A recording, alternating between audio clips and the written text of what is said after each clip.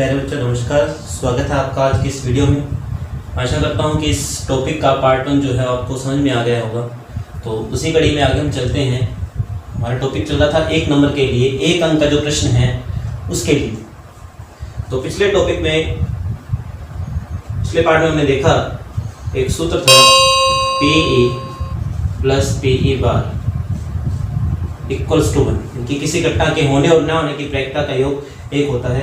अब इसी कड़ी में आगे चले 1 अंक के लिए। तो प्रायिकता के बारे में आगे जाने तो कुछ इसकी मेन बातें हैं, बेसिक है कि प्रायिकता सदैव धनात्मक होती है। ये इसकी मेन बात है। प्रायिकता सदैव क्या होती है? धनात्मक होती है। इसका मतलब किसी घटना की प्रायिकता मतलब कि उसके होने की जो संभावना है वो कभी भी माइनस में नहीं हो सकती, हमेशा क्या होगी? प्लस में होगी। दूसरा, अब धनात्मक के स्थान ऋणात्मक नहीं हो सकती। प्रायिकता सदैव 0 या 0 से बड़ी तथा 1 या 1 से छोटी होती है। इसको हम यूं भी लिख सकते हैं शॉर्ट फॉर्म में, PE यानी कि प्रायिकता किसी घटना की बड़ी होती है या बराबर होती है 0 से, और छोटी होती है या बराबर होती है 1 के। तो प्रायिकता हमेशा धनात्मक होती है और 0 या 0 से बड़ी और 1 1 से छोटी होती है। अब इस चीज़ का मतलब क्या है कि 0 और 1 का क्या मतलब है? 0 का मतलब ये हुआ दोस्तों कि वह घटना हो ही नहीं रही, उस घटना का होना संभव नहीं है। इसका मतलब ये है असंभव घटना, या इसको हम बोल सकते हैं अनिश्चित घटना।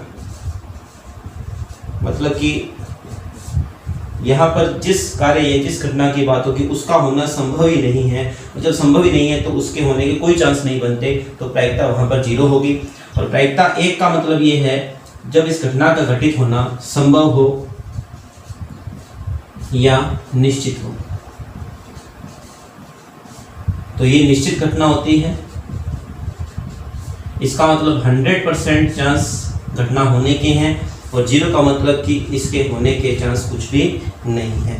अब यहाँ पर एक सामान्य सा प्रश्न बन जाता है। एक तो प्रश्न यही है कि ऐसी घटना जिसकी प्रायिकता 0 है कहलाती है असंभव घटना, या संभव घटना अथवा निश्चित घटना की प्रायिकता सदैव होती है 1 होती है। अब इसका एक सिंपल सा प्रश्न है, और सपोज करें कि आपको बुक में भी क्वेश्चन मिल जाएगा। एक डिब्बा है, इस डिब्बे के अंदर लाल गेंद है सारी। इस डिब्बे में जितने भी बॉल हैं या कोई भी वस्तु आप मान सकते हो, सभी की सभी क्या हैं? लाल है। और प्रश्न ये है कि एक डिब्बा जिसके अंदर लाल गेंद है, बिना देखे या यादृच्छा एक गेंद निकाली जाती है तो उसके नीले होने की प्रायिकता क्या है? आसान सा प्रश्न है, नीली गेंद की प्रायिकता। तो अब प्रश्न में हमें कहा गया कि सभी की सभी गेंद कैसी हैं? लाल है। अब लाल गेंद है तो नीली गेंद वहां से निकलना संभव ही नहीं है। इसका मतलब यह घटना कैसी है? असंभव घटना है। तो यहाँ पर नीली गेंद की जो प्रायिकता है वो क्या बन जाएगी? 0 बन जाएगी। यानी कि यहाँ पर हमें कुछ नहीं देखना कि गेंदों की संख्या क्या है क्या नहीं है, उससे कोई मतलब नहीं है। क्वेश्चन डायरेक्ट जो है कि सभी गेंदें लाल हैं और लाल गेंद है तो वहां से नीली गेंद निकलना संभव नहीं है, तो उसकी प्रायिकता क्या बन जाएगी? 0 बन जाएगी। और प्रश्न ये हो कि यहाँ पर लाल गेंद होने की प्रायिकता क्या है? तो इस थैले में से या डिब्बे में से जो भी गेंद निकालेंगे हम, तो वो हमेशा ही क्या होगी? लाल ही होगी। यानी कि आप किसी भी स्थिति में आप 1 गेंद निकालिए, 2 निकाले, 3 निकाले, तो 100% चांस जो है वो लाल गेंद होने के हैं। और 100% का मतलब ये घटना निश्चित है, तो इसकी प्रायिकता क्या बन जाएगी? 1 बन जाएगी। तो 1 अंक का प्रश्न ये भी यहाँ से बनता है। प्रायिकता धनात्मक होती है, ऋणात्मक नहीं हो सकती, और प्रायिकता हमेशा 0 और 1 के मध्य होती है। 0 की घटना जो है वो फिक्स है, असंभव घटना है, और 1 होगी यदि घटना हमेशा निश्चित होगी, ये घटना होगी ही होगी, क्योंकि हमेशा वही परिणाम आएंगे जो हर बार निकाले जाएंगे। और अदरवाइज जो प्रायिकता है वो हमेशा 0 और 1 के बीच में रहेगी। 0 और 1 स्पेशल घटनाएं हैं, वरना प्रायिकता का आंसर जाएगा वो हमेशा आपको 0 और 1 के बीच में मिलेगा, कुछ भी मिल सकता है, 2/3, 0.64 दशमलव के अंदर इसके कुछ भी वैल्यू हो सकती है। नेक्स्ट इसमें अब प्रायिकता का जो बेसिक सूत्र है, अब ये जो यहाँ पर जो सूत्र था इसका इस्तेमाल तभी होगा जब आपको एक घटना होना और न होने की प्रायिकता दी गई, दोनों में से कोई एक हो आपके पास और दूसरी चीज पूछी गई है। लेकिन अगर प्रायिकता निकालनी पड़े तो उसके लिए देखिए सूत्र क्या है, इंपॉर्टेंट फॉर्मूला है। 1 नंबर का प्रश्न यहां से बनता है और 3 नंबर का क्वेश्चन बनता है। तो प्रायिकता का जो सूत्र है वो है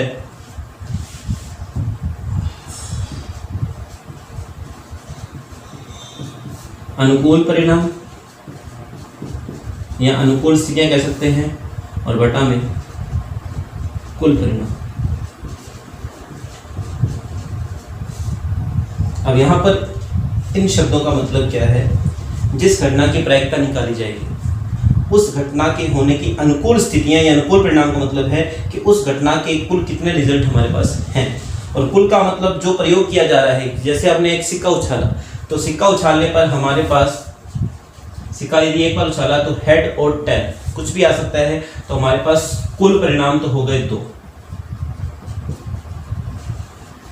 अब इन 2 में से जिस घटना की प्रायिकता निकालने के लिए कहा जाएगा, सपोज कीजिए कि आपको हेड यानी कि चित्त की प्रायिकता निकालनी कहा गई है, तो चित्त के यहाँ पर जो परिणाम है, इन 2 परिणामों में से चित्त के परिणाम कितने हैं हमारे पास, एक परिणाम है, तो चित्त आने के अनुकूल परिणाम है 1, तो इसकी प्रायिकता बन जाएगी 1/2। आसान से प्रश्न है। तो आज का हमारा जो टॉपिक है वो यही रहेगा, इसी पर हम फोकस करेंगे 1 अंक के प्रश्नों के लिए।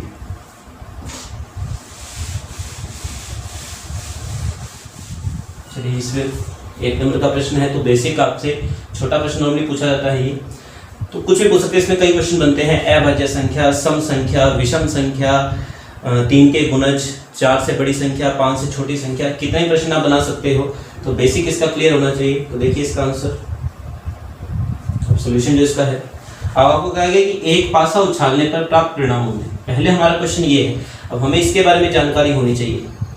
तो देखिए एक पासा उछालने पर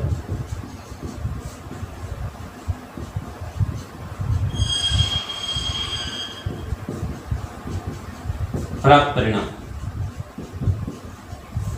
अब पासा उछालने पर क्या रिजल्ट आ सकते हैं। देखिए, तो पासा, नॉर्मली पासा जो है सिंपल पासा है ये, तो पासे पर हम जानते हैं कि अंक लिखे होते हैं, यहाँ डॉट बने होते हैं, 1 2 3 4 5 6, टोटल 6 रिजल्ट होते हैं। कुल परिणामों की संख्या जो है 6 कौन कौन से परिणाम हो सकते हैं, 1 2 3 4 5 6। आप पासा फेंकोगे, ठीक है, तो कोई भी रिजल्ट आ सकता है इनमें से। तो संभव परिणाम होते हैं, कुल परिणामों की संख्या होगी हमारे पास।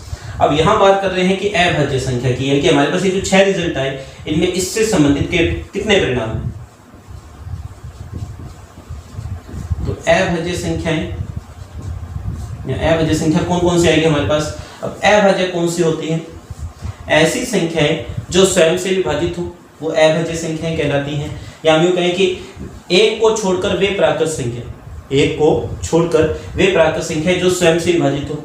और तीसरी इसकी डेफिनेशन ये है, ऐसी संख्याएं जिनके 2 भिन्न भिन्न गुणनखंड संभव हो वो अभाज्य संख्याएं होती हैं। तो यहाँ पर देखिए 2 है, 3 है और 5 है। एक यहाँ पर नहीं होता है क्योंकि 1 के गुणनखंड 1 इंटू 1 कितनी बार भी करो वही सेम रहेगा। तो इसके गुणनखंड, दोनों गुणनखंड भिन्न भिन्न नहीं है। 2 के गुणनखंड 2 इंटू 1 इस तरह से है, ठीक है। तो 3 का गुणनखंड 3 इंटू 1, 4 के गुणनखंड हो रहे हैं, लेकिन 4 में 4 के अलावा 2 का भाग भी जा रहा है, तो ये भाज्य संख्या है। तो अभाज्य संख्या हमारे पास हुई 2 3 और 5। तो कुल संख्याएं कितनी है, 3। तो इसलिए अभाज्य संख्या की प्रायिकता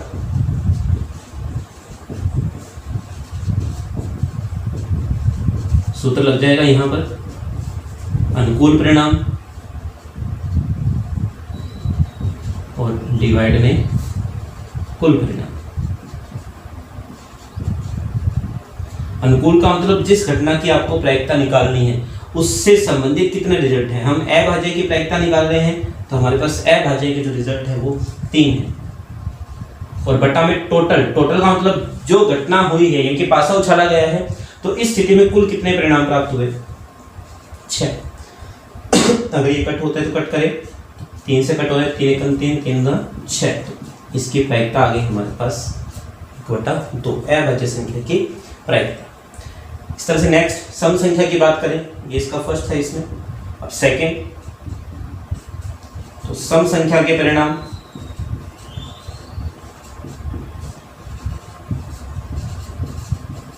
यहां भी वही चीज, सम संख्याएं ऐसी संख्याएं जिनमें 2 का भाग जाता है, 2, 4, 6, ये सम संख्याएं, ये टोटल कितनी हो गई 3। अब इसकी प्रायिकता निकालें,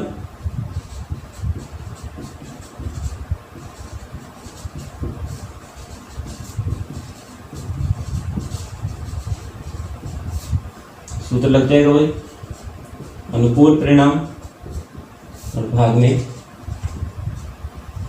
कुल परिणाम। अनुकूल 3 और कुल 6, तो इसका आंसर भी आपके पास आ गया 1/2। तो ये सामान्य सा प्रश्न है जो आपसे 1 अंक के लिए पूछ सकते हैं। अब ये नहीं है कि इसमें आपसे सब कुछ पूछा जाएगा, कोई भी एक पार्ट पूछ सकते हैं, अभाज्य संख्या, सम संख्या। इसमें और अगर हम करना चाहें तो विषम संख्या हो सकती है।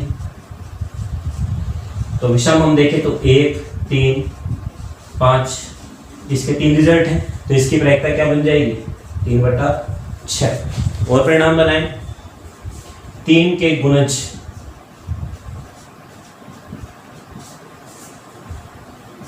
या 3 से विभाज्य। अब दोनों का अर्थ एक ही है दोस्तों। गुणज का मतलब इसका पहाड़ा है, सामान्य सा अर्थ है। 3 के पहाड़े वाली संख्या जो यहाँ पर है हमारे सामने, तो 2 संख्याएं हैं ऐसी, 3 और 6, 2 संख्या की इसकी प्रायिकता बन जाएगी 2/6। कट कर दें इसको, 2 एकम 2, 2 तिया 6। और बनाए 2 से बड़ी संख्या,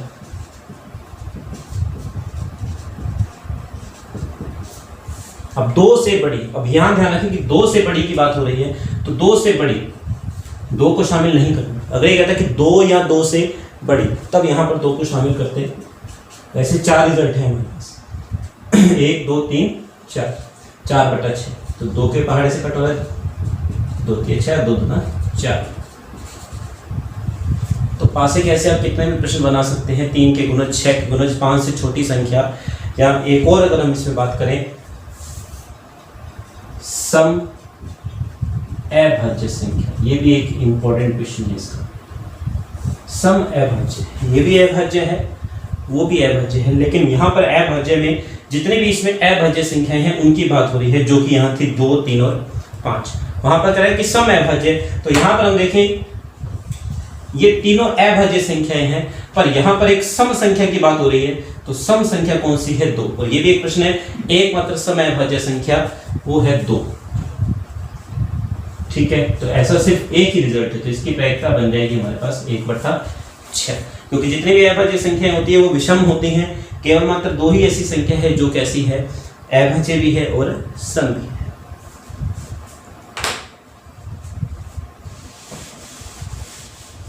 अगले प्रश्न पे चलते हैं। प्रश्न हमारे पास है, एक सिक्का 2 बार उछालने पर प्राप्त परिणामों में निम्नलिखित की प्रायिकता ज्ञात कीजिए।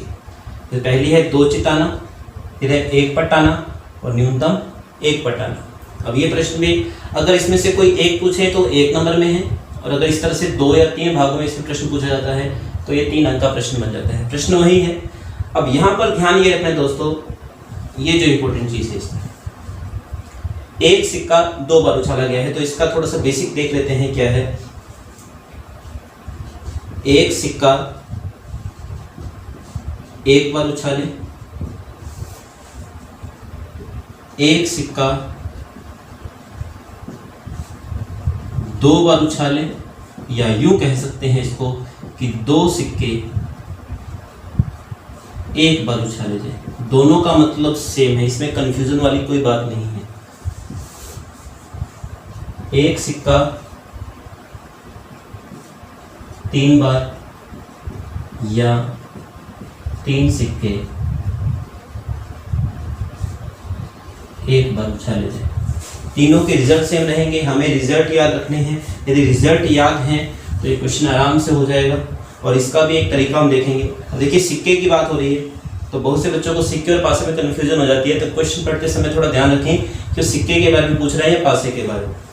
तो देखिए एक सिक्का उछाला गया, तो सिक्के पर हम जानते हैं नॉर्मली एक तरफ हेड होता है और एक तरफ टेल होता है, जिसको हम बोल देते हैं, हेड को बोलते हैं चित और टेल को बोलते हैं पट। दूसरा भी इसका अर्थ ध्यान रखें, चित बोल दे या शीर्ष बोल सकते हैं, और इसको बोल सकते हैं कुछ बोल सकते हैं।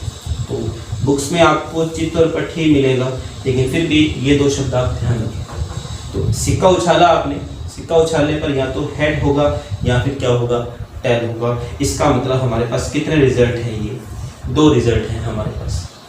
नेक्स्ट यहाँ बात करें कि एक सिक्के को 2 बार उछाला गया या फिर 2 सिक्कों को 1 बार उछाला गया। तो यहाँ पर इसको याद रखने के लिए एक सिंपल सी टेबल आपको बता रहे हैं, टेबल याद रखें आप। 2 सिक्के हैं या एक सिक्का 2 बार उछाला गया, तो सिक्का आपने पहली बार उछाला, हेड आया मान लीजिए, दूसरी बार उछाला, यानी कि 2 बार ये घटना आपको पूरी करनी है, तब रिजल्ट क्या बनेगा। और ये संभव परिणामों का मतलब जितने अलग अलग तरीके के परिणाम हो सकते हैं वो सभी हमें ध्यान में रखने होंगे। तो इसकी टेबल है। अब ध्यान रखना है कि सिक्का 2 बार उछाला गया, या फिर यूं कहें कि 2 सिक्के हैं, तो एक सिक्के का रिजल्ट ये था एच और टी। 2 सिक्के हैं हमारे पास, एक इधर और एक इधर ले लेते हैं, तो हेड और टेल, हेड और टेल, क्योंकि एक सिक्के के ऊपर तो रिजल्ट वही रहेगा। तो ये 2 सिक्के हो गए हमारे पास। अब साइंस में भी आपके ऐसे टेबल है मेंडल वाली, तो वैसा ही ये रिजल्ट है कुछ। तो H H, H T, T H, T T. तो हमारे पास कुल रिजल्ट क्या आ गए, 4 रिजल्ट आ गए। यानी कि एक सिक्का 2 बार या 2 सिक्कों के 1 बार उछाले तो H H, H T, T H, T T. आगे चले, एक सिक्का 3 बार या 3 सिक्के 1 बार।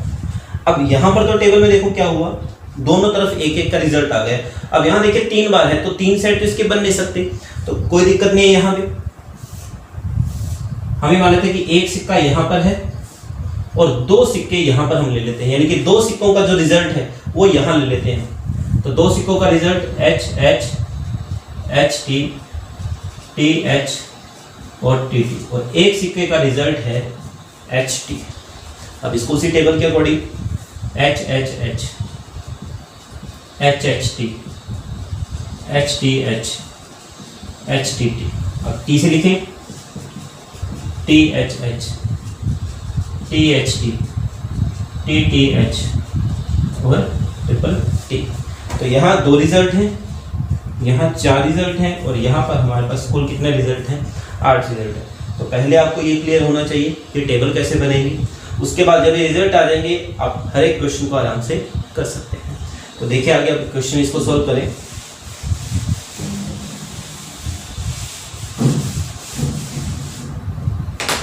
तो देखिए एक सिक्का 2 बार उछाला गया है,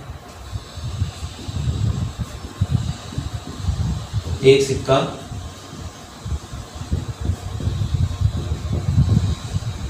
2 बार उछालने पर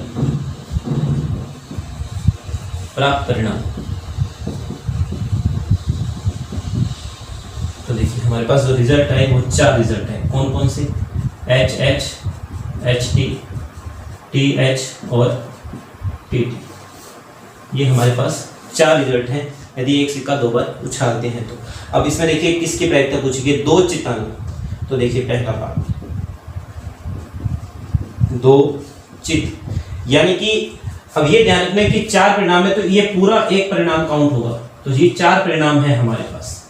अब इन 4 परिणामों से कह रहा है कि ऐसे परिणाम दिए जाएं जिसके अंदर क्या आ रहे हैं, 2 हेड आ रहे हैं, यानी कि 2 चित आ रहे हैं। तो 2 चित आने के परिणाम, तो वहां पर वो जो 4 रिजल्ट है हमारे पास, उनमें से कितने रिजल्ट है, जहां 2 एच है तो हमारे पास केवल मात्र ये एक रिजल्ट है। कौन सा, एच एच। तो 2 चित आने की प्रायिकता,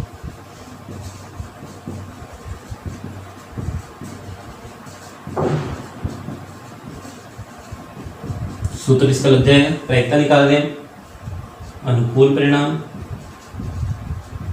और डिवाइड में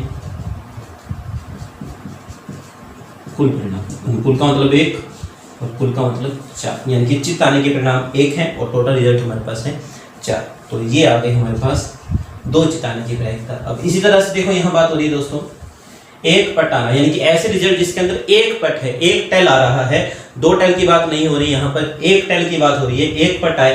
तो ये जो हमारे पास रिजल्ट है इसमें एच एच है, इसमें देखिए एक एच एक टी है, तो एक टेल आ रहा है और यहाँ भी एक टेल आ रहा है, यहाँ पर टेल है लेकिन यहाँ टेल की संख्या कितनी है 2। तो सेकंड पार्ट, एक पट आने के परिणाम,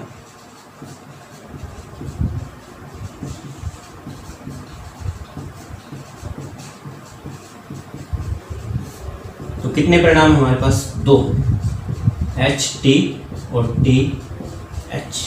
तो इसकी प्रायिकता क्या बन जाएगी, इसकी प्रायिकता निकालें तो 2/4, अनुकूल परिणाम बटा कुल परिणाम, वही सेम सूत्र रहेगा, काट दें इसको 2 से, 2 एकम 2, 2 दूना 4, तो 1/2। थर्ड पार्ट पे चलते हैं। अब ये इंपॉर्टेंट पार्ट है, थर्ड पार्ट। ये जो शब्द है इसका बहुत ज़्यादा कंफ्यूजन रहते हैं यहाँ पर। न्यूनतम एक पट आना, अगर इस क्वेश्चन को देखोगे आप तो एक पट आना, एक पट आना दोनों सेम है, बट ये जो वर्ड है न्यूनतम, यहां से सारा जो इसका पैटर्न है वो चेंज हो जाएगा। न्यूनतम